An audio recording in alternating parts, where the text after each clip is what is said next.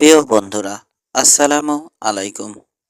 আমি পড়ছিলাম ওয়েস্টার্ন গল্প, নাম বিনাশ।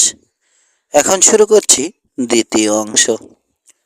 দুই 2 সপ্তাহ পর সমতল মেসার উপর ঘোড়ার রাশ টানল জন ক্যালকিন। তীক্ষ্ণ দৃষ্টি চালালো চারপাশে। জুনেপার থেকে বহু দূরে চলে এসেছে ও। প্রথমে ট্রেনে করে অ্যারিজোনার প্রায় অর্ধেকটা পাড়ি দিয়েছে। তারপর টানা 4 দিন রাইড করেছে। জনের অনুমান গন্তব্যের প্রায় কাছাকাছি পৌঁছে গেছে। বন্ধুর বৈরী পরিবেশ, প্রকাণ্ড পাথুরের রিজ, নানা চেহারা ও আকৃতির, কোনোটা কানের লতির মতো মূল পাথুরের কাঠামো থেকে বাইরে উঁকি মারছে, কোনোটা বহু ভুজাকৃতির। এত বৈচিত্র্য খুব কম দেখা যায়। পাহাড়ের কোলে ঘন সবুজ বন, যার বুকে শিরার মতো এঁকে বেঁকে প্রবাহিত হচ্ছে ক্ষীণ চতসিনী ও অগভীর রোদ। পাহাড় থেকে খসে পড়া ঝর্ণা সূর্যের আলোয় ঝিলমিল করছে। কিনারে জন্মেছে হাঁটু সমান উঁচু সতেজ ঘাস। পাহাড়ের চেরা দিয়ে হলুদাভ শূন্যতা চোখে পড়ছে। দূরে মরুভূমির উপস্থিতির আভাস। ধারে কাছে বা চৌহদ্দিতে বসতির চিহ্ন নেই। আদপে সকালে ডোভারটন শহর ছেড়ে আসবার পর কোনো লোকালয় বা বসতি চোখে পড়েনি জনের। অসীম বলয়ে বিস্তৃত আকাশের রং ফ্যাকাশে নীল, নিস্তরঙ্গ বাতাস। কোথাও একটা গাছের পাতাও নড়ছে না। মাথার উপর স্থির হয়ে আছে সূর্য। তীব্র রোদ ঢেলে দিচ্ছে মাটিতে। রোদে পিঠ তাতাচ্ছে এখন। নারকীয় এলাকা দেখছি, বিড়বিড় করল জন ক্যালকিন। যা শুনেছি তার অর্ধেকও যদি সত্যি হয়, শিগগিরই বহু রোমাঞ্চ আর আনন্দ জুটবে আমাদের ভাগ্যে। আসবার পথে বেশ কয়েকবার দিক নির্দেশনা নিতে হয়েছে, জিজ্ঞেস করতে হয়েছে অন্যদের, এবং জন নিজের উদ্দেশ্য সম্পর্কে কিছু না বললেও ওর গন্তব্য বেশিরভাগ লোকের মনে উৎসুক ও বিস্ময়ের জন্ম দিয়েছে। ভুরু কুঁচকেছে কেউ কেউ। প্রথমে তেমন পাত্তা না দিলেও এখন অবশ্য এর সত্যতা বিলক্ষণ টের পাচ্ছে জন। ছোট্ট একটা শহরের এক বাসিন্দা মুখ ফুটে বলেও ফেলেছিল, এটা আমার ব্যাপার নয়, তবুও জানতে চাইছি। বলেছিল সে। আসলে কি উদ্দেশ্যে যাচ্ছ উইন্ডি শহরে? এক লোকের কথা জানি। উইন্ডিতে ঘুরে এসেছিল। ওর অভিজ্ঞতা সুখের হয়নি। যে কদিন ছিল, বিরক্তির চূড়ান্ত সহ্য করতে হয়েছিল ওকে। মরা শহর নাকি? জানতে চেয়েছিল জন। ওহো, এমন গরম শহর যে কোনোভাবে তাল মেলাতে পারছিল না ও। যখন তখন যদি পাশ দিয়ে .45-এর বুলেট ছুটে যায়, কারো সেটা নিশ্চয় ভালো লাগার কথা নয়। অপ্রস্তুত হাসলো লোকটা। যাকগে, একটা ড্রিঙ্ক নিশ্চয় খাওয়াবে আমাকে, ফ্রেন্ড। নিশ্চয়, বারকিপকে ইশারা করেছিল জন। খেয়াল করেছে ক্ষুব্ধ দৃষ্টিতে ওকেই দেখছে মটকু বারকিপ। কারণটা বোধগম্য হয়নি। অনুমান করেছে এর সঙ্গে বোধহয় উইন্ডি শহরের সম্পর্ক রয়েছে। শহরটার যত কাছে যাচ্ছে ততই অদ্ভুত আচরণ করছে তল্লাটের মানুষ, লোকজন। এর মানে কি? ডোভারটন শহর এটা। সেলুনে ঢুকে প্রথমে বারকিপকে জিজ্ঞেস করেছিল উইন্ডি সম্পর্কে, কিন্তু মুখে কুলু পেটে ফেলেছে লোকটা। চোখ মুখ শক্ত রেখে স্পষ্ট বুঝিয়ে দিয়েছিল বোমা মেরেও এ ব্যাপারে তার জবান খোলা যাবে না। উইন্ডির নাম নেওয়াও বিপজ্জনক। ড্রিঙ্কে চুমুক দেওয়ার সময় নিচু স্বরে বলল কাউহ্যান্ড। লুকাছাপা ভাব চোখে মুখে। চায় না অন্য কেউ বুঝে ফেলুক বা শুনতে পাক যে উইন্ডি সম্পর্কে মন্তব্য করছে। কি জানো, কিং বেলেজারের হাত খুবই লম্বা, আর ওই হাতের ও প্রান্তের মুঠিতে রয়েছে অসুরের শক্তি, এত লম্বা যে এই 40 মাইল দূরেও ওর ক্ষমতার প্রমাণ পাই আমরা। মুখে হাসি লেপ্টে রয়েছে জনের, কিন্তু উইন্ডি শহর সম্পর্কে চৌহদ্দিতে বিদ্যমান ভয় ও আশঙ্কার চোরাচোতের অস্তিত্ব ঠিকই টের পেয়েছে। কেউ মুখ খুলতে চায় না, বেফাঁস বলে বিপদে পড়তে অনিচ্ছুক। কিন্তু 40 মাইল দূরের একটা শহর সম্পর্কে এত ভয় বা আশঙ্কার কারণ দুর্বোধ্য মনে হচ্ছে জনের কাছে। আপাতত সময়ে ঠিকই পরিষ্কার হয়ে যাবে ভাবল। আবার এও ঠিক, কখনো কখনো এসব ব্যাপারে অতি প্রচারণাও হয়ে যায়। তবে একটা ব্যাপার স্পষ্ট বুঝতে পারছে, কিং বেলেয়ার নামে এক প্রবল প্রতিপক্ষের মুখোমুখি হতে হবে। সেক্ষেত্রে বুঝে শুনে উইন্ডেতে পা দিতে হবে। হুট করে কিছু করা যাবে না, কিংবা সেখানে থাকবার সময়ও খুব সতর্ক থাকতে হবে। গভর্নর জোন্স সেফ বলেছেন আবর্জনা পরিষ্কার করতে হবে। বিশদ ব্যাখ্যায় যাননি। রেঞ্জারদের বোধহয় এভাবেই কাজের নির্দেশ দেওয়া হয়। অস্পষ্ট ও যৎ কিঞ্চিত নিজ যোগ্যতা এবং সামর্থ্য নিয়ে এরা ঝাঁপিয়ে পড়ে, কঠিন দায়িত্ব পালন করে। উইন্ডিতে যাওয়ার পর যে নিজের তীক্ষ্ণ বুদ্ধি, অসামান্য দক্ষতা বা ঈর্ষণীয় সামর্থ্যের পূর্ণ সদ্ব্যবহার করা লাগবে, তা বিলক্ষণ টের পাচ্ছে জন। উপরন্তু ভাগ্যেরও সহায়তা লাগবে, নইলে অসম সাহস, দুর্দমনীয় স্পৃহা বা বিপদে টিকে থাকবার অনন্য গুণাবলী থাকা সত্ত্বেও বেঘরে মারা পড়তে হবে। ডোভারটন থেকে অনিশ্চয়তা নিয়ে যাত্রা করেছিল জন। তবে উইন্ডি সম্পর্কে যত দুশ্চিন্তাই থাকুক তেমন পাত্তা দিচ্ছে না। আগে থেকে ভেবে কি লাভ হবে, তার চেয়ে ওখানে পৌঁছে পরিস্থিতি দেখা যাক। নিজের মতো এগোতে দিচ্ছে ঘোড়াকে। ওটার উপর প্রবল আস্থা রয়েছে জনের। নিঃসঙ্গ অশ্বারোহীর কাছে তার বাহন খুব অন্তরঙ্গ সঙ্গী, প্রায় বন্ধু বলা চলে। আসলে বন্ধু বললেও কম বলা হয়। ঘোড়ার কারণে কতই না বিপদ এড়াতে পারে মানুষ। অবলা প্রাণীটার সঙ্গে আত্মিক সম্পর্ক তৈরি হয়েছে জনের। দিনের পর দিন টেইলে কাটালে এই হয়। গভর্নরের প্রস্তাবে রাজি হয়ে ভুলই করলাম কিনা কে জানে। বিড়বিড় করে ঘোড়ার উদ্দেশ্যে বলল, কি জানিস নিক? কালো বলে আদর করে এই নামেই ওটাকে ডাকে জন। মনে হয় কপালে দুর্ভোগ আছে আমাদের। তবে আদবে কি ঘটবে সেটা না গেলে বোঝা যাবে না। চল দেখা যাক। ভয় পেয়েছিস নাকি? ঘাড় বাঁকালো কালো স্টালিয়ন। দাঁত মুখ খিচালো জনের উদ্দেশ্যে। খাইছে, তুই আমাকে কামড়ে দিবি নাকি? চল। অত ভয়ের কি আছে, নরকে তো যাচ্ছি না। স্মিথ হেসে ঘোড়াটার ঘাড় চাপড়ে দিল জন। দুর্গম টেইল ধরে এগোচ্ছে স্টালিয়ন। টেইল না বলে বনপথ বলাই সেও। সরু বন্ধুর নুড়ি পাথর বিছানো, নানা সাইজের অসংখ্য বোল্ডার ছড়িয়ে ছিটিয়ে আছে। বন্যপ্রাণী ছাড়া সচরাচর কেউ ব্যবহার করে না বোধহয়। মেসার উপর থেকে একে বেঁকে নেমে গেছে পাহাড়ের ঢালে জন্মানো পাইনের ঝাড় পর্যন্ত, প্রকাণ্ড এক একটা গাছ। থাম আকৃতির গুড়ির ফাঁক ফোকর গলে ধীর গতিতে এগিয়ে চলল জন। ছোটখাটো গভর্নরের কথা মনে পড়ল।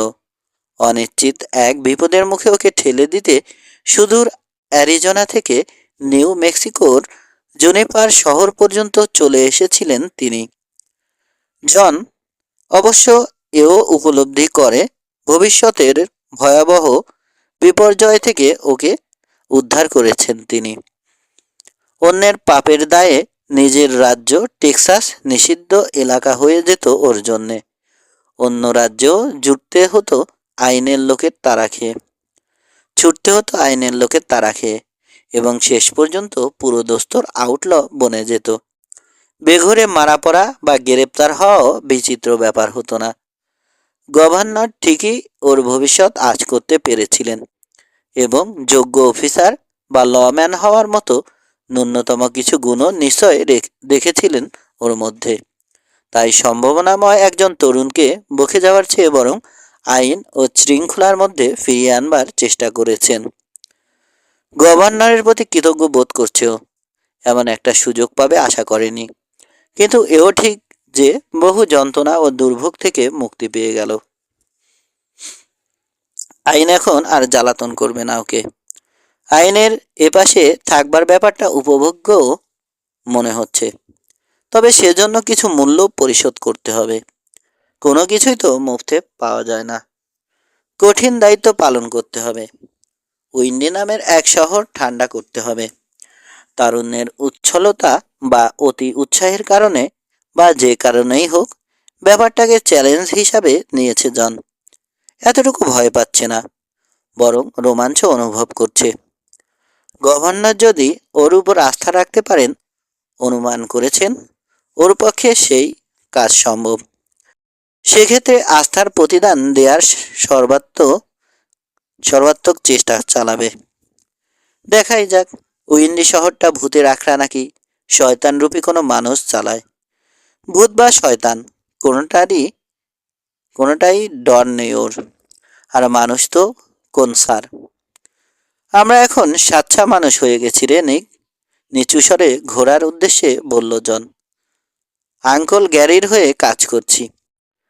আগের মতো যা তা করে বেড়ানো যাবে না। আচরণেও চস্ত হতে হবে। বলা কওয়া ছাড়া কারো উপর চড়াও হওয়া যাবে না। লড়াইয়ের জন্য মুখিয়ে থাকা যাবে না। কারো উস্কানি পেলেও অগ্রাহ্য করতে হবে। খুব বিনয়ী ও নম্র হতে হবে, যেমনটা সুন্দরী লেডিদের সঙ্গে করা হয়। বুঝলি, এখন থেকে খোদ শয়তানকেও লেডি ভাবব বা ওরকম আচরণ করব। নিজের রসিকতায় নিজে হেসে উঠল জন। মাথা নাড়ল ঘোড়াটা। নিচু চিহি ডাক ছাড়ল। তুই হাসছিস? কপট রাগ প্রকাশ পেল জনের কণ্ঠে। দাঁড়া, মজা দেখাবো। ফের যদি কোনো মেয়ারের সঙ্গে খাতির জমাতে দেখি তোকে, চাপকে চামড়া তুলে ফেলবো। ঘণ্টাখানেক পর পাইন বন পেরোলো জন। খোলা জায়গার শুরুতে লোক বসতি চোখে পড়ল। ছোট্ট এক উপত্যকায় লক কেবিন, সঙ্গে ক্ষুদ্রাকায় বার্ন ও করাল। পাকাপোক্তভাবে তৈরি করা হয়নি, বরং তাড়াহুড়োয় যে কাঠামো দাঁড় করানো হয়েছিল বহু আগে সেটাই রয়ে গেছে। কেবিনের দোরগোড়ায় দাঁড়িয়ে আছে মাঝবয়সী এক লোক। ডান হাতটা দরজার ওপাশে, নব বরাবর। নির্ঘাত কোনো অস্ত্র ধরে রেখেছে। সন্দিহান ও তীক্ষ্ণ চোখে দেখছে আগন্তুককে। হঠাৎ বন থেকে বেরিয়ে আসা সুদর্শন তরুণের মুখে সহস্য সম্ভাষণ দেখেও নির্ভার হতে পারল না। এদেশে যে কাউকে বিশ্বাস করলে ঠকতে হয়। সতর্ক থাকাই সব দিক থেকে নিরাপদ। হাউডি বন্ধু, শুভেচ্ছা জানালো জন। এ পথে কি উইন্ডিতে যাওয়া যাবে? যাওয়া যাবে, তবে সময় লাগবে। তারা না থাকলে যেতে পারো। আমি তাহলে মুলটেইল থেকে কিছুটা সরে এসেছি? মৃদু হেসে জানতে চাইল জন। যাকগে, হাতে বিস্তর সময় আছে। কিছু দেরি হলে এমন কোনো ক্ষতি হবে না। চারপাশে পলকের নজর চালালো। এক জায়গায় সবজি চাষের চেষ্টা করা হয়েছে। কার্যকরী কিছু হয়নি। চেষ্টায় ঘাটতি ছিল। সবুজ তৃণভূমিতে ইতস্তত ঘুরে বেড়াচ্ছে কয়েকটা গরু। স্টক হিসাবে অপর্যাপ্ত। ভালো জায়গা বেছে নিয়েছ, মন্তব্য করল জন। বিস্তৃষা ফুটল লোকটার মুখে। জায়গা ভালো, কিন্তু এখানে সোনা ফলাতে মনে শান্তি তো থাকতে হবে। অসন্তুষ্ট শোনালো তার কণ্ঠ। অন্যের জবরদস্তি আর হুমকি ধামকির মধ্যে কি মন দিয়ে কাজ করা যায়? নেস্টরদের দু চোখে দেখতে পারে না কেউ। সেটা শুধু এখানে নয়, দুনিয়ার বুকে সব জায়গায়ই বোধহয় একই চিত্র। যে কোনো মুহূর্তে প্রাণ হাতে নিয়ে পালিয়ে যাওয়ার ঝুঁকি মাথায় নিয়ে কাজে মন বসে না রে ভাই। সেই দিকে ভীষণ তিক্ত হয়ে গেল নেস্টরের কণ্ঠ। এমন সুন্দর জমির মালিক হলে যত চাপই থাকুক আসুক, সহজে কেউ টলাতে পারতো না আমাকে, বলল জন। হয়তো, তর্ক করল হোম স্টিডার, কণ্ঠ সামান্য চড়ে গেছে। তবে বেলেজারের ক্রুদের সামনে বড় বড় কথা হারিয়ে যায় অনেকের মুখ থেকে। তাছাড়া ওদের সঙ্গে লাগতে গিয়ে আজ পর্যন্ত কারো মঙ্গল হয়েছে বলে শুনিনি। উত্তর দিকে মুখ খুলেছিল জন, কিন্তু দুলকি চালে ছুটে আসা একটা ঘোড়ার খুরের শব্দে নিজেকে নিবৃত্ত করে নিল। টেইলের বাঁক পেরিয়ে কেবিনের পেছনে পৌঁছালো লোকটা, তারপর এই পাশে এসে রাশ টানল।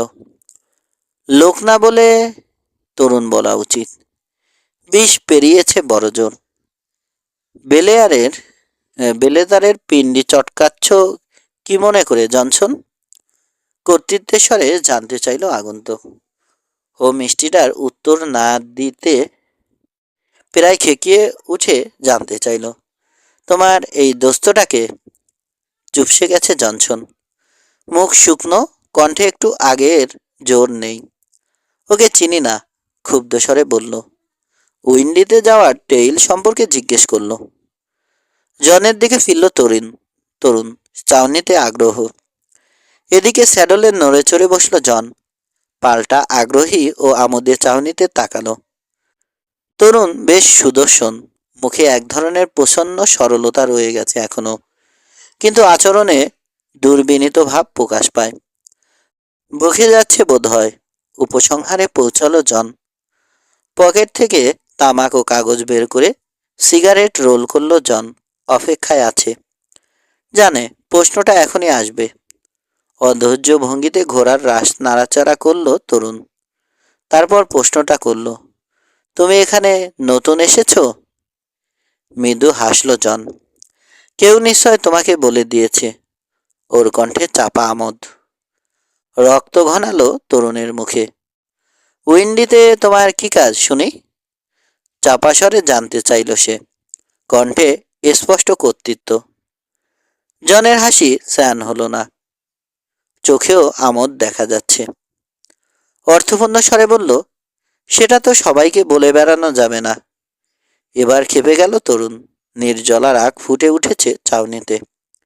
মুহূর্তের জন্য মনে হলো বিস্ফোরণ ঘটবে, একটা কিছু ঘটে যাবে এখনই। তারপর কি মনে করে নিজেকে সামলে নিল। দুই কাঁধ উঁচিয়ে ঘোড়া ঘুরিয়ে নিল সে। স্পার দাবিয়ে উধাও হয়ে গেল, আর একটা কথাও বলল না। নিস্পৃহ দৃষ্টিতে পিছন থেকে তরুণকে দেখল জন, তারপর জনসনের দিকে ফিরল। ফ্যাকাশে হয়ে গেছে হোম স্টেডারের মুখ, চাউনিতে চাপা শঙ্কা ও ভীতি। রাজপরিবারের কেউ বোধ হয়, জানতে চাইল জন। খেয়াল করলো কথাটার অর্থ ধরতে পারেনি জনসন। বোকার মতো তাকিয়ে আছে ওর দিকে। অজ্ঞাতা খোলসা করল, বেলেদারদের কেউ ও? হ্যাঁ, ও হচ্ছে লুস।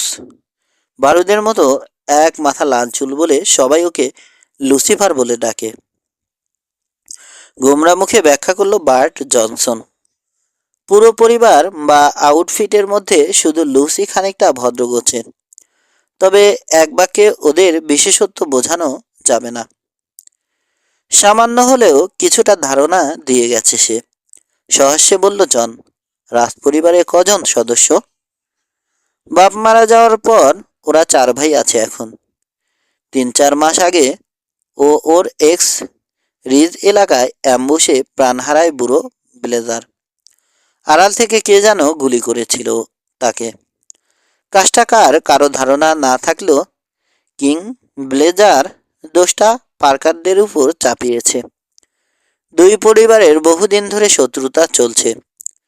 জানি না কোন সাহসে এখনো এলাকায় রয়েছে জ্যাক পার্কার, কিন্তু আমি ওর জায়গায় থাকলে অনেক আগেই তল্লাট ছেড়ে ভাগতাম। সেক্ষেত্রে তাকেই দোষী ভাবত সবাই, মনে করিয়ে দিল জন। কিন্তু বেঁচে তো থাকতো। একগুঁয়ে স্বরে তর্ক করল জনসন।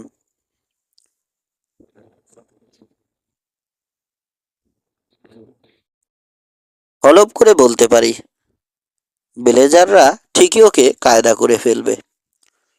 প্রসঙ্গ পাল্টে ফেলল জন। সদ্য এলাকায় এসেছে, এ অবস্থায় স্থানীয় ব্যাপারে স্বাভাবিকের বেশি কৌতূহল বা আগ্রহ প্রকাশ করা সমীচীন হবে না। পাঞ্চিংয়ের কাজ পাওয়া যাবে জানতে চাইল। পাবে, রাজ তো কয়েকটাই আছে। ভিলেজারদের সার্কেল বি, পার্কারের সিপি ছাড়াও martial Jeremy সিস্টোর box S বাথান। Box S অবশ্য অনেক ছোট। সিস্টোর মনটা যেমন আমাদের মার্শাল এত নিচ ও হার কিপটে যে থুতুও ফেলতে চায় না। শান্তিতে যদি কাজ করতে চাও তাহলে সিপিতে যাওয়া উচিত হবে তোমার। সাচ্চা মানুষ ওরা। ভিলেজারদের কাছে যেতে বলছো না? হেসে জানতে চাইল জন। সবাই তো বলে কাজ করলে এলাকার সবচেয়ে বড় রাঞ্চে কাজ করা উচিত। যদি পিস্তলে চালু হয় তোমার হাত, আর বিবেক খরচা ছাড়া যদি পিস্তল ব্যবহার করতে তৈরি থাকো, তাহলে অবশ্য খাতির পাবে ভিলেজারদের কাছে। উম্মার সঙ্গে তর্ক করল হোম স্টিডার। তবে আমি তোমাকে সৎ ভেবেছি। ধন্যবাদ। অবশ্য এখনই গরু দাবড়াবো না। ভাবছি আগে মাটি খোঁড়াখুড়ি করে ভাগ্যটা যাচাই করব। শুনেছি এদিকে নাকি সোনা উঠছে। উইন্ডির জন্মই হয়েছিল বুম টাউন হিসাবে, তবে এখন আর তেমন উঠছে না। পান্ডার নদীর আশেপাশে দু এক রত্তি সোনা পাবে হয়তো, কিন্তু তাতে খরচপাতি উঠবে শুধু, ভাগ্য ফেরাতে পারবে না। কিছু নাছোড়বান্দা লোক অবশ্য অসীম ধৈর্য নিয়ে এখনো প্যান বা পকেট মাইনিং করে যাচ্ছে। তবে ওই যে বললাম, ভাগ্যের শিকে ছিড়বে না কারো। খনির মাদার লোড যদি খুঁজে পায় কেউ। মনে করেছ কারো মাথায় আসেনি ধারণাটা? বিদ্রুপের সুরে জনকে থামিয়ে দিল জনসন। শহরের প্রতিটি মানুষ তালাশ করেছে, ভেবেছে কোনোভাবে যদি লোডটা খুঁজে পায় কেল্লা ফতে হয়ে যাবে। কেউ কেউ বলে ওটা আসলে ওল্ড স্টর্মি পিক্সের কেন্দ্রে, এবং এজন্যই হাজার চেষ্টায়ও কেউ সফল হয়নি। হঠাৎ নিজেকে সামলে নিল সে। অনেক বকবক করে ফেলেছি, বেশ, আবার হয়তো দেখা হবে। হঠাৎ ঘুরে দাঁড়িয়ে বাড়ির দিকে চলে গেল জনসন। জনকে কিছু বলবার সুযোগ দিল না। এইমাত্র যা জানতে পারল তা নিয়ে কয়েক মুহূর্ত ভাবল জন। তারপর নিজের পথে এগোলো। খুব বেশি জানতে পারেনি, বাট জনসনকে ব্যর্থ ও অসুখী মানুষ মনে হয়েছে। সমীহ করবার মতো তো নয়। নিজের বিস্তৃষার আগুনে একসময় পূর্বে সে। তবে বেলেজারদের প্রতি তার ভীতি দিনের আলোর মতোই স্পষ্ট। ছেলেটা হয়তো অত খারাপ নয়, স্বগোক্তি করল জন। এ বয়সে একটু আধটু বেয়ারাপনা সবাই করে, মাত্রই তো তারুণ্য পেরিয়ে এলো। ওর চেয়ে কয়েক বছরের ছোট হবে লুসিফার ব্লেজার। মোটেই দুর্জন মনে হয়নি তাকে, বরং জনের কাছে মনে হয়েছে অসৎ সঙ্গ ও পারিপার্শ্বিকতার প্রভাবে নষ্ট হয়ে যেতে বসা এক তরুণ। মিনিট 20 পর প্রশস্ত এক গলির কিনারে পৌঁছালো। গালির ঢালে ঘন সবুজ উদ্ভিদ জন্মেছে। স্প্রুস, জুনিফার, ক্যাকটাস আর লম্বা লম্বা ঘাস রয়েছে। তলায় এঁকে বেঁকে চলে যাওয়া ক্ষীণ নদীর দুই তীরে জন্মেছে উইলো ও কটনউডের সারি। স্বচ্ছ টলটলে পানি দেখে তেষ্টা বোধ হলো জনের। সিদ্ধান্ত নিল স্যাডল ছেড়ে পানি খাওয়াবে ঘোড়াকে, নিজেও খাবে, ক্যান্টিন ভরে নেবে। ঠিক কোথায় স্যাডল ছেড়ে নামবে জুৎসই জায়গার খোঁজে নদীর ধার বরাবর দুদিকে দৃষ্টি চালালো জন। তখনই রাইফেলের গর্জন কানে এলো। মাত্র একবারই গর্জে উঠেছে, কিন্তু পাহাড়ে দীর্ঘ প্রতিধ্বনি তুলল শব্দটা, যেন একের পর এক গুলি করছে কেউ। ঝটিটি স্যাডল ছাড়বার সময় সামনে ও একটু উপরে নদীর ওপারে বেলুন সদৃশ্য ধোঁয়া দেখতে পেল জন। ছুটে পাথর স্তূপের পিছনে আড়াল নিল। মুহূর্ত কয়েক পর টের পেল রাইফেলধারীর টার্গেট ও নয়, বরং গাড়ির মেঝে ঘন ঝোপের আড়ালে অবস্থান নেয়া কেউ। কারণ এইমাত্র রাইফেলের গুলিতে পাল্টা জবাব দিয়েছে লোকটা। পর মুহূর্তে ওদিক থেকে একসঙ্গে গর্জে উঠল দুটো রাইফেল। ঘাড় ফিরিয়ে ঘোড়ার দিকে তাকালো জন। দেখল নিরাপদ স্থান বেছে নিয়েছে ওটা। সরে গেছে টেইলের কিনারে থাকা বোল্ডারের আড়ালে। গাছপালার ফাঁক ফোকরগুলো সন্তপনে এগোনোর প্রয়াস পেল। লড়াইয়ের অকুস্থলে পৌঁছাতে চাইছে। এদিকে থেমে থেমে গুলিবর্ষণ করছে দুই পক্ষ। একজনের বিরুদ্ধে একজন আছে এখন। তৃতীয় লোকটা কি মারা পড়েছে? দুর্বল পক্ষের দিকে সহানুভূতি জনের। আশা করছে হয়তো এটাই ঘটেছে। গাছের ফাঁকে সরু পথ ধরে এগিয়ে চলল ও। হামাগুড়ি দিচ্ছে। পড়ে থাকা বোল্ডার ও বড়সড় কয়েকটা পাথরকে পাশ কাটিয়ে কয়েক গজ এগিয়ে যেতে গালির মেঝে অবস্থান নেয়া নিঃসঙ্গ রাইফেলধারীকে দেখতে পেল। জন ঢালের উপরে রয়েছে বলে সামনে এবং খানিকটা নিচুতে দেখতে পাচ্ছে লোকটাকে। পড়ে থাকা গাছের এক গুড়ির পিছনে আড়াল নিয়েছে সে। রাইফেল প্রস্তুত। সমস্ত মনোযোগ স্থির হয়ে আছে নদীর ওপারের ঢালে। সাধারণ রেঞ্জ পোশাক তার পরনে। মাঝারি গড়ন, হ্যাটহীন মাথায় ঘন বাদামি চুল। পিছন থেকে বলে চেহারাটা দেখতে পাচ্ছে না জন। অখণ্ড নীরবতা, কিছুই ঘটছে না। হঠাৎ উল্টো দিকের ঢালে গর্জে উঠল একটা রাইফেল। ঢালের নিচের লোকটা জবাব দিতে উদগ্রীব ছিল। এতক্ষণ যেন সুযোগের অপেক্ষায় তকে তকে ছিল।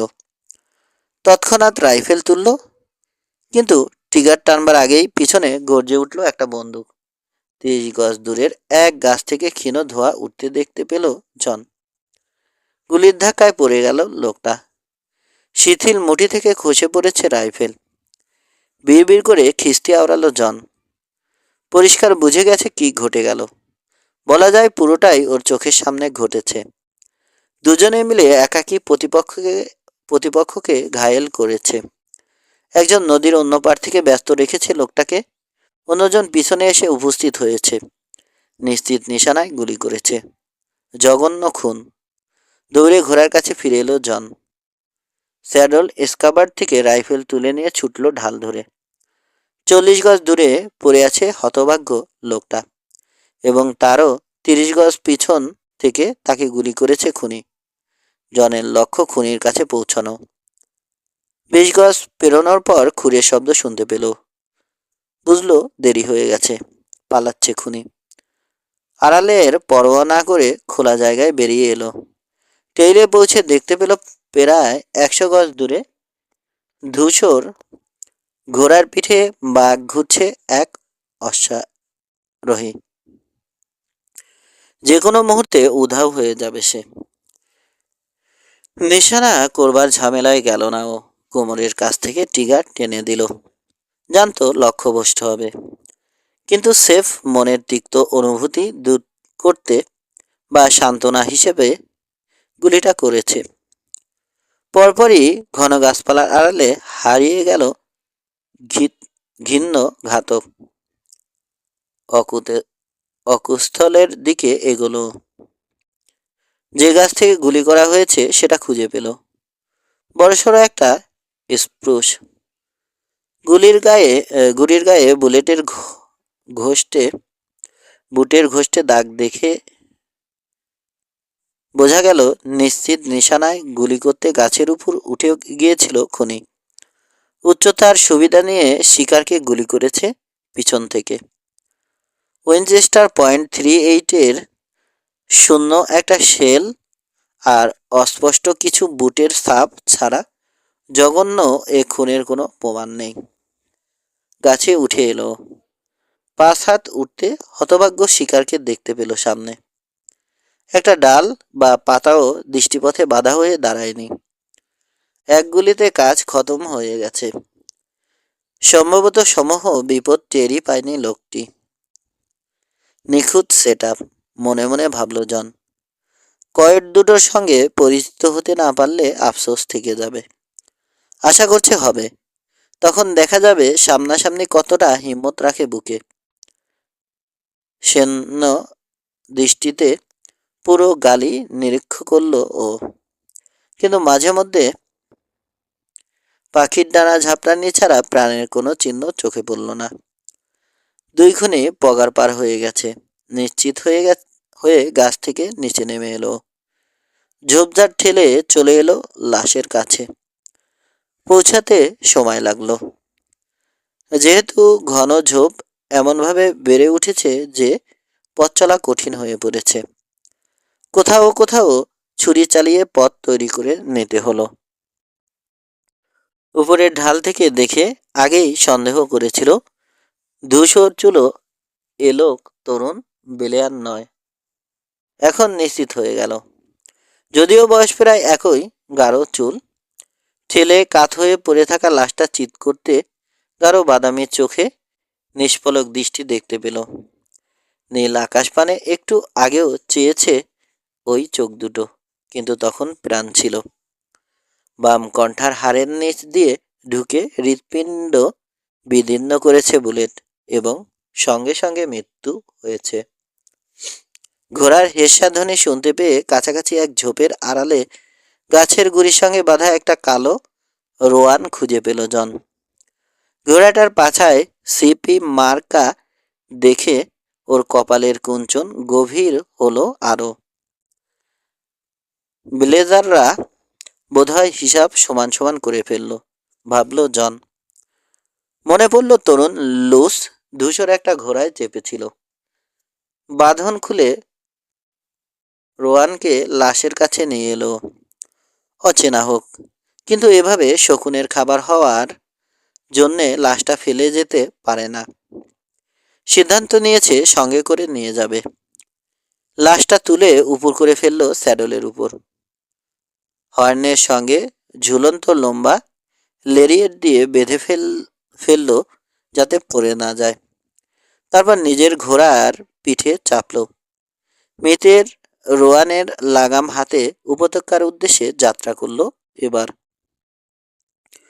উপত্যকায় পৌঁছাতে ক্ষীণ একটা টেইল দেখতে পেল। আশা করছে এ পথে শহরে পৌঁছাবে। তারা বোধ করছে না জন, তাই সেফ দুলকি চালে ছুটিয়েছে ঘোড়া দুটোকে। রোয়ানের লাফের সঙ্গে দুলতে থাকা পিঠের বোঝাটা নিয়ে ভাবছে। মন তেতো হয়ে গেছে। লাশ নিয়ে ভাবছে না, যেহেতু অস্বাভাবিক বা সাংঘর্ষিক মৃত্যু ওর কাছে নতুন কিছু নয়। কিন্তু মৃত্যুর ধরনটা গাম্ভীর্য এনে দিয়েছে মনে। শক্ত হয়ে গেছে চোয়াল, ধূসর নীল চোখে পাথুরে নির্লিপ্ততার সঞ্চার করেছে। মিস্টার লুসের ব্যাপারে বোধহয় আরো অনেক কিছুই জানবার আছে ওর, ভাবছে জন। তবে তার কপালে যে খারাপই আছে তা নিয়ে মোটেই সন্দেহ নেই। অথচ তরুণকে অতটা মন্দ ভাবেনি ও। সিফির কারো লাশ বোধহয় এই প্রথম পড়ল, ভাবল জন। কিন্তু বার্ট জনসনের কথা মনে পড়তে চিন্তাটা বাতিল করে দিল। নেস্টর যদি ঠিক বলে থাকে, বহুদিন ধরে দুটো বাথানের মধ্যে শত্রুতা চলে আসছে, এবং সেক্ষেত্রে নিশ্চিতভাবে বলা যায় আগেও 2-4টা লাশ পড়েছে। এসব ক্ষেত্রে তাই হয়, যুগের পর যুগ কিংবা বংশ অনুক্রমে সংঘর্ষ চলতে থাকে। এর অন্তর্নিহিত তাৎপর্যও একই সঙ্গে স্পষ্ট হলো জনের কাছে। অনেক অনিশ্চয়তা আর বিপদের সম্ভাবনা নিয়ে উইন্ডি শহরে পা রাখতে হবে। দুই বাথানের শত্রুতার চোরাচোতের মাঝে ওর বয়ে নিয়ে যাওয়া লাশটা সেফ ইন্ধন যোগাবে, নতুন একটা বিস্ফোরণ ঘটাবে। জন জানে ওর কারণেই শুরু হবে সেটা, কিন্তু এড়ানোর কোনো উপায় নেই। 3. প্রাকৃতিক অবস্থানের কারণে শহরের নাম হয়েছে উইন্ডি। নামটা অবশ্য রসিক ও ফুর্তিবাজ এক বাসিন্দার দেয়া যদিও বাতাসের দাপট এখানে দেখা যায় না।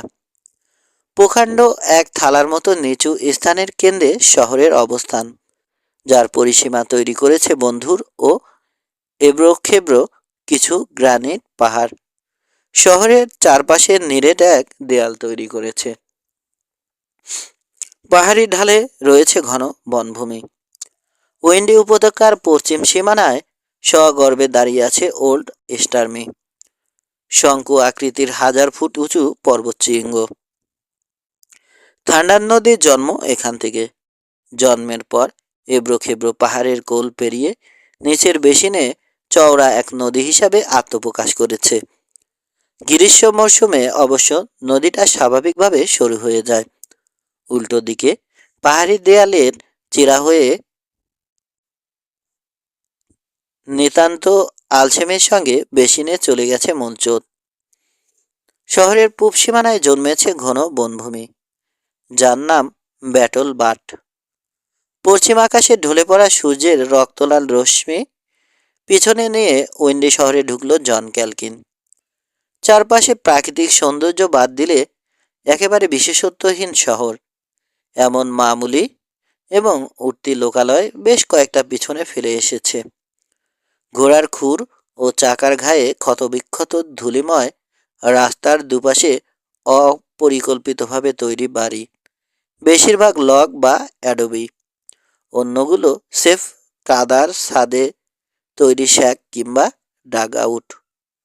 দোতলা কাঠামো হাতে গোনা, যার কয়েকটার সামনে ফলস ফ্রন্ট, তবে রৌদ্র দগ্ধ ও দুমড়ে যাওয়া ছাদ বেহাল দশা প্রকাশ করছে সারাক্ষণ। রং পোছের ঝামেলা করতে হয়নি, বরং প্রকৃতি অকৃপণ হাতে সেই দায়িত্ব সম্পাদন করেছে। সর্বত্র ধূসর সাদা খাড়ের পুরু স্তর পড়ে আছে।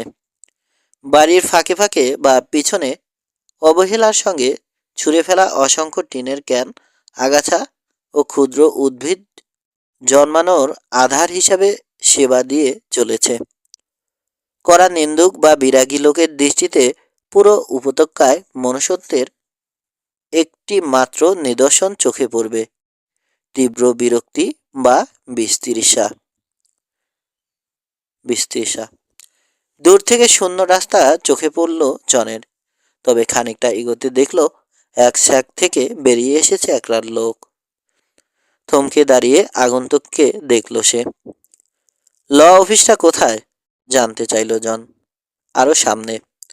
তবে জেরেমিকে যদি দরকার হয় তোমার, তাহলে বরং ডার্ক টারেটের সেলুনে খোঁজ করো। চলো, আমি তোমাকে দেখাচ্ছি, জবাব দিল লোকটা। কাকে নিয়ে এসেছো? আমিও তো সেটাই জানতে চাই। একটা লাশ নিয়ে শহরে আগন্তুকের প্রবেশ অন্যদের আগ্রহ বা কৌতূহল হওয়ার মতো খবরই বটে, এবং সেটা সবার আগে দেওয়ার উত্তেজনা তাড়া করল লোকটাকে। জনকে আর কোনো প্রশ্ন করল না সে। বোর্ড ও ওক ধরে প্রায় ছুটে চলল। ঝুরঝুরে বালিময় মাটিতে এর চেয়ে জোরে ছুটতে পারে না কোনো ঘোড়া। জনের সঙ্গে পাল্লা দিয়ে বড়সড় এক দালানের সামনে পৌঁছে গেল লোকটা। সুইং দরজা ঠেলে ভিতরে সে দিয়ে গেল। দালানের ছাদের উপর সাইনবোর্ডটা চোখে পড়ল জনের, দ্য লাকি চান্স। মিনিট খানেক পর যখন দালানের সামনে পৌঁছে গেল জন, ততক্ষণে জনা দশেক লোক সমবেত হয়ে গেছে পড়ছে। আসবার পথে এদের সঙ্গে দেখা হয়েছে লোকটার, এবং গরম খবরটা কানে তুলে দিয়েছে। সেকেন্ড কয়েকের মধ্যে সেলুন থেকেও সব লোক হুড়মুড় করে বেরিয়ে এলো। সবশেষে উপস্থিত হলো মার্শাল জেরেমি সিস্টো। ছোটখাটো মানুষ, বয়স প্রায় 40, পোর খাওয়ার চেহারা, সরু শঠতাপূর্ণ আদলের সঙ্গে মানানসই চোখের নিচ চাউনি। ঢাকতে পারেনি মুখের কিনারা থেকে ঝুলে পড়া কালো গোঁফ। সিস্টোর ধাত বুঝে নিতে অসুবিধা হয়নি জনের। গর্জনে দক্ষ এক সন্ডা, নিজের রাজ্যে যে একচ্ছত্র আধিপত্য চালায়, অন্য অন্যের মতকে আমল দেয় না কখনো। ব্যাদের সুবিধা নিতে ওস্তাদ, কিন্তু নিজে কখনো কাউকে নিঃস্বার্থ খাতির করে না। মার্শালের প্রথম কথায় নিশ্চিত হয়ে গেল ওর অনুমান। আমাকে খুঁজছো কেন? প্রায় খেকিয়ে উঠল সে। খুঁজিনি, তবে খুঁজতাম হয়তো, নিরুত্তাপ স্বরে জবাব দিল জন। একটা কাজ এনেছি তোমার জন্যে। জনের জবাব দর্শকদের মধ্যে চাপা হাসি আর মার্শালের বসে যাওয়া গালে ক্ষীণ রঙের সঞ্চার করল। বিস্তৃত দৃষ্টিতে রোয়ানের পিঠে চাপানো লাশটা দেখল মার্শাল। আমাকে কি মনে করেছ, আন্ডারটেকার? স্পষ্ট অসন্তোষ কণ্ঠে। এ লোকের খুনিকে খুঁজে বের করা মার্শাল হিসেবে তোমার দায়িত্বের মধ্যে পড়ে। সেটা তোমাকে বলে দিতে হবে না কারো কাছ থেকে শিখবো আমি? জ্বলন্ত দৃষ্টিতে জনকে দেখল সে। স্পষ্ট জানিয়ে দিল ওকে পছন্দ হয়নি এবং হবেও না কখনো। লম্যানের নির্দেশে রোয়ানের দিকে এগিয়ে গেল দুজন। লাশটা খসিয়ে সাইড ও ওকে এনে চিৎ করে রাখল। আরে, এ যে জ্যাক পার্কার। রোয়ানটা দেখেই চেনা চেনা লাগছিল। সবিস্ময়ে চেঁচালো একজন। তারপর অর্থপূর্ণ স্বরে যোগ করল, জ্যাকের খুনিকে খুঁজে বের করতে মনে হয় না বেশি দূরে যাওয়া লাগবে তোমার, জেরেমি। আহাম্মকের মতো কথা বলো না, দাবরানি সুরে বলল লম্যান। কি দেখে এ কথা বলছো? এখন পর্যন্ত কোনো আলামতি দেখলাম না যে বোঝা যাবে কে খুনি। আচরণে গা ছাড়া ভাব দেখালেও মার্শালের কপালে কয়েকটা ভাঁজ দেখা যাচ্ছে। এ বোকার হদ্দটা আমার কথা মতো একটু রয়ে সয়ে চলল না কেন? লাশের উপর ঝুঁকে পড়ল সে। সেকেন্ড কয়েক পরীক্ষা করলো, তারপর সিধে হলো। কেউ একজন ডন স্টিভেন্সকে নিয়ে এসো তো। এবার জনের দিকে ফিরল সে। এ ব্যাপারে কি জানো তুমি? স্যাডেলে শরীর শিথিল করে দিল জন। মাটিতে নামবার গরজ অনুভব করল না। পুরো ঘটনাটা খুলে বলল। খুনিকে ধূসর ঘোড়ায় চড়ে পালাতে দেখেছে। খবরটা শুনে নিচু স্বরে খিস্তি করল মার্শাল। সরু চোখে তাকালো জনের দিকে, চাউনিতে স্পষ্ট বিদ্বেষ। শুধু তোমার কথায় চিরে ভিজবে না, মন্তব্য করল সে। তুমি নিজেও তো খুনটা করতে পারো। নিশ্চয়, সহাস্যে স্বীকার করল জন, কণ্ঠে প্রচ্ছন্ন বিদ্রোহ। তারপর তুমি যাতে গ্রেপ্তার করতে পারো তাই লাশটা নিজেই নিয়ে এসেছি। সব খুনেই ধাপ্পা দেওয়ার চেষ্টা করে, তর্ক করল মার্শাল। দেখি তোমার অস্ত্রটা। রাইফেলের কোন দিকটা দেখবে, বাট না মাজল? তীক্ষ্ণ হয়ে গেছে জনের কণ্ঠ। স্যাডেলে সিধে হয়ে বসেছে, আয়েসি ভাবটা নেই এখন। এটা উইনচেস্টার .44। ব্যারেলে এখনো হয়তো গান পাউডারের ঝাঁজ পাবে। বলছি তো, মাত্র একটা গুলি করেছি। স্পষ্ট চ্যালেঞ্জ ঘোষণা করা হয়েছে। কিন্তু মার্শাল কোনো জবাব দেওয়ার আগেই অকুস্থলে উপস্থিত হলো মোটাসোটা এক লোক। খাটো গাট্টা গুট্টা দেহ লোকটার। লম্বা চুল বোধ হয় আঁচড়ানো হয় না কখনো। ফোলা ফোলা মুখে মদ্যপানের স্পষ্ট প্রমাণ রয়েছে। কিন্তু লোকটার চাতুর্য বা প্রচ্ছন্ন অহংকার তাতে চাপা পড়েনি। উৎসুক জনতার ভিড় ঠেলে এগিয়ে এলো সে। কি করতে হবে পিছলা? সতর্ক ও মার্জিত কণ্ঠ লোকটার। লিকার পানের বদ অভ্যাসের সঙ্গে মিল খায় না। পড়ে থাকা লাশের উপর চোখ পড়তে ভুরু কোচকালো। আরে, বেচারা জ্যাক। তাহলে ওকে ফেলে দিয়েছে ব্লেজাররা? দাঁতে দাঁত পিষল মার্শাল। এভাবে বলতে পারো না তুমি, ডক। যেহেতু এ ব্যাপারে এখন পর্যন্ত অন্ধকারেই আছি আমরা। যা খুশি বলবার অধিকার আছে আমার, পিছলা, পাল্টা গর্জে উঠল ডাক্তার। তুমি বা তোমার বন্ধু বেলেজাররা যদি তাতে অখুশি হয় তো হোক, তোয়াক্কা করি না। এখন আমাকে ডেকে কি লাভ হবে? মরা মানুষকে জ্যান্ত করবার দাওয়াই তো আমার কাছে নেই। কুৎসিত চাউনি ফুটল মার্শালের চোখে। সম্ভব হলে জ্বলন্ত দৃষ্টি দিয়ে ভস্ম ভস্ম করে দিত ডাক্তারকে। কাউকে জ্যান্ত করতে ডাকিনি, দেখেছি লাশের শরীর থেকে বুলেট বের করতে। ওটা হয়তো কোনো গুরুত্বপূর্ণ সূত্র হতে পারে। সে রাগ করে লাশের কাছে চলে গেল ডাক্তার স্টিভেন্স। ঠেলে উপর করে দিল লাশটা। জখমের কাছে কাপড় কেটে হাত ঢুকিয়ে দিল ক্ষতের গভীরে। আঙুলে পরখ করে বুলেটের অবস্থান নিশ্চিত করছে। উৎসাহী জনতা পায়ে পায়ে এগিয়ে গেল। ডাক্তার স্টিভেন্সের চারপাশে একটা বৃত্ত তৈরি হয়ে গেল। ভিড়ের মধ্যে পরস্পরের সঙ্গে চাপাচাপি বা ধাক্কাধাক্কি করছে লোকজন। হয়েছে কি? শান্তিমতো কাজ করতে দেবে না? স্পষ্ট বিরক্তি প্রকাশ করল ডাক্তার। উৎসুক জনতা প্রায় তার গায়ের উপর চলে গেছে। দাবরানি খেয়ে পিছিয়ে এলো লোকজন। মিনিট কয়েক পর কষ্টকর কাজটা সম্পন্ন করতে সক্ষম হলো ডাক্তার। উঠে দাঁড়ালো সে। দুই আঙুলের ফাঁকে সীসার এক গুটলে ধরা সীসা, এবং ডাক্তারের আঙুলে রক্ত লেগে আছে। ওটা নিয়ে পরীক্ষা করলো মার্শাল। দেখে মনে হচ্ছে .38 ক্যালিবার, অনীহার স্বরে বলল সে। কপালের ভাঁজগুলো গভীর হয়ে গেছে। অবশ্যই। কাছাকাছি দাঁড়ানো উৎসাহী জনতার অন্তত 6 জন একমত হলো।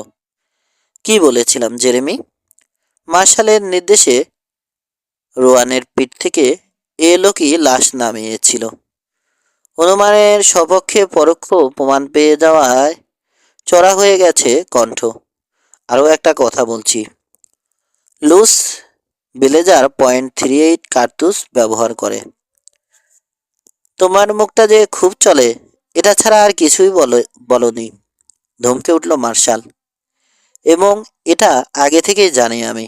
সারা দুনিয়ায় কি শুধু লুসি .38 কার্তুজ ব্যবহার করে? আর কেউ কি নেই? যদ্দূর জানি এলাকায় শুধু লুসি ওই কার্তুজ ব্যবহার করে, জবাব এলো। বেলেজারদের সম্পর্কে তোমার এত আগ্রহ আছে শুনে নিশ্চয় খুব খুশি হবে কিং ব্লেজার।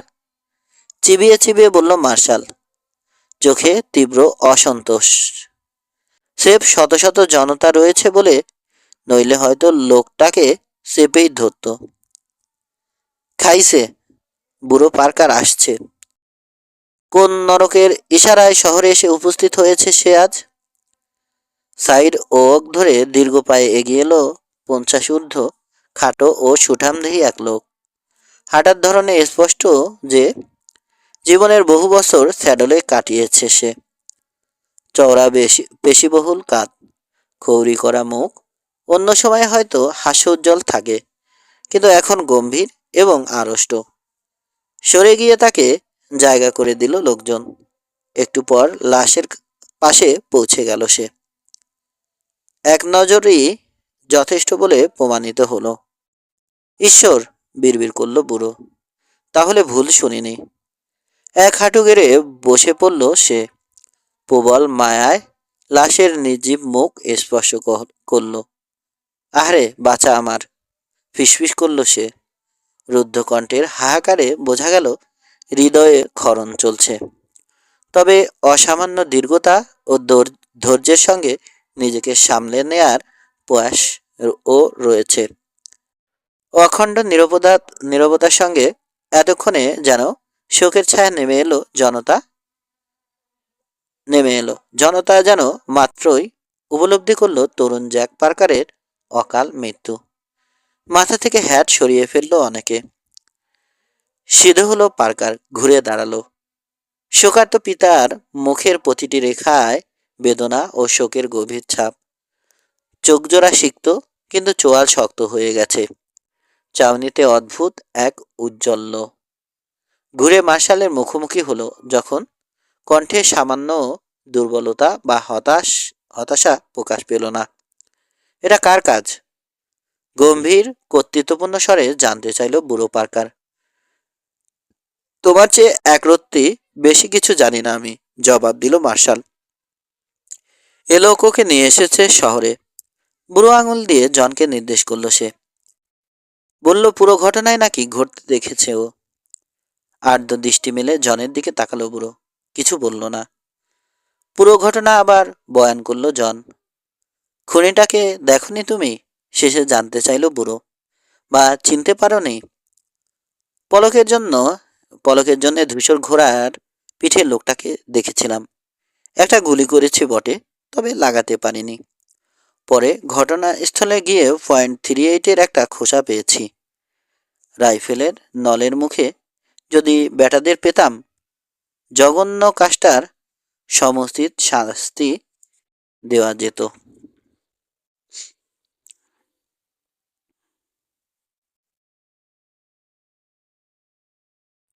তোমার কাছে কৃতজ্ঞ রইলাম বন্ধু, আন্তরিক স্বরে বলল বুড়ো। ভিড়ের কিনারা থেকে ঘোষণা করলো এক লোক। বেলেজারদের এবার চেপে ধরবে পার্কার। ঝট করে সেদিকে ফিরল রানচার। কথাটা যেই বলেছ মন্দ বলনি। কোনো সন্দেহ নেই এ জঘন্য কাজটা ওদেরই। হুট করে এভাবে সিদ্ধান্তে পৌঁছে যেতে পারো না পার্কার, জরুরি কণ্ঠে বলল মার্শাল। নিরেট দূরে থাক। সন্তুষ্ট হওয়ার মতো কোনো প্রমাণই তো নেই আমাদের হাতে। নির্দিষ্ট ক্যালিবারের কার্তুজ ছাড়াও লুসকে ধূসর ঘোড়ায় চড়ে ঘটনার কিছুক্ষণ আগে ঠিক ওদিকে যেতে দেখা গেছে। তপ্ত স্বরে তর্ক করল বুড়ো। এখনো ধৈর্য হারায়নি। এতে তুমি সন্তুষ্ট হতে না পারো, কিন্তু আমার বা অন্যদের জন্য এই যথেষ্ট। কিন্তু কোনো সিদ্ধান্তে পৌঁছানোর মতো যথেষ্ট নয়, সাফাই গাইল লম্যান। পুরো ব্যাপারটা আমাকে সামলাতে দিলে হতো না? ঝটিতে মার্শালের দিকে ফিরল বুড়ো, চোখে নির্জলা বিস্তৃষা ও অসন্তোষ। ওহো, তোমাকে সামলাতে দিলে শেষে ভস্কট করে ফেলবে। তীক্ষ্ণ স্বরে মার্শালকে থামিয়ে দিল সে। তার চেয়ে বরং এসব থেকে দূরে থাকো। তোমার নোংরা নাকটা গলিও না। নিজের লড়াই কখনো অন্যকে দিয়ে করায়নি সিপি, এখনো করবে না। যার যা পাওনা কড়াই গন্ডায় মিটিয়ে দেওয়ার মুরদ আমাদের আছে। ঈশ্বরের দিব্যি, এবার আর কাউকে ছাড়ব না। এটা কেমন কথা হলো মাইক?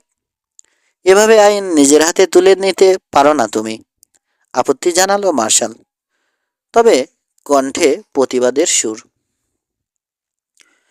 চৌহদ্দিতে আমি আইনের প্রতিনিধিত্ব করছি। আমার কথায় ওহো, সার্কেল বীর খুনিরা যা বলে তাই করো তুমি। আবারও অসন্তুষ্ট স্বরে লম্যানকে থামিয়ে দিল সিপি মালিক। রেগে গেছে। যা খুশি করো তুমি, কিন্তু বেলেজারদের 14 গোষ্ঠী নিশ্চিহ্ন না হওয়া পর্যন্ত কেউ আমাকে থামাতে পারবে না। বুড়োর আবেগহীন ও নিরুত্তাপ স্বরে চ্যালেঞ্জ বা উদ্যত্ত নয়, বরং আজন্ম লড়াকু একজন মানুষের প্রত্যয় প্রকাশ পেল। নানা ঘাত প্রতিঘাতে বহু প্রতিকূলতা বা বিপর্যয় সামলে নেয়ার সমৃদ্ধ অভিজ্ঞতায় যে আবারও অন্যায়ের বিরুদ্ধে যুদ্ধ ঘোষণা করেছে। প্রকৃতি, ইন্ডিয়ান রাসলার, খুদ পিপাসা, কারো বিরুদ্ধে না লড়ছে না লড়েছে বুড়ো মানুষটা, কিন্তু প্রত্যেকের বিরুদ্ধে জয়ী হয়েছে। জীবন শাসনে এসে যখন তার বিশ্রামে থাকবার কথা, নিষ্ঠুর নিয়তি তাকে পৃথিবীর সবচেয়ে তিক্ত ও করুণ ঘটনায়ও হতদম্য করতে পারেনি। আদপের টকবগে যুবকের মতোই আত্মবিশ্বাসী মাইক পার্কার লড়াই থেকে পিছিয়ে যাওয়া দূরে থাক, বরং অদম্য মনোবল নিয়ে প্রস্তুত সে। বুনো পশ্চিমের আদি কিন্তু খাঁটি মানুষেরা, যাদের ঘাম আর রক্তে ধীরে ধীরে গড়ে উঠছে সম্পূর্ণ ভিন্ন ও নতুন এক সভ্যতা। মানুষ তো বটেই, খোদ সভ্যতাও এদের মনে রাখে না, কিন্তু ঠিক থেকে যায় ওদের অবদান। এরাই গড়ে তুলেছে বুনো পশ্চিম।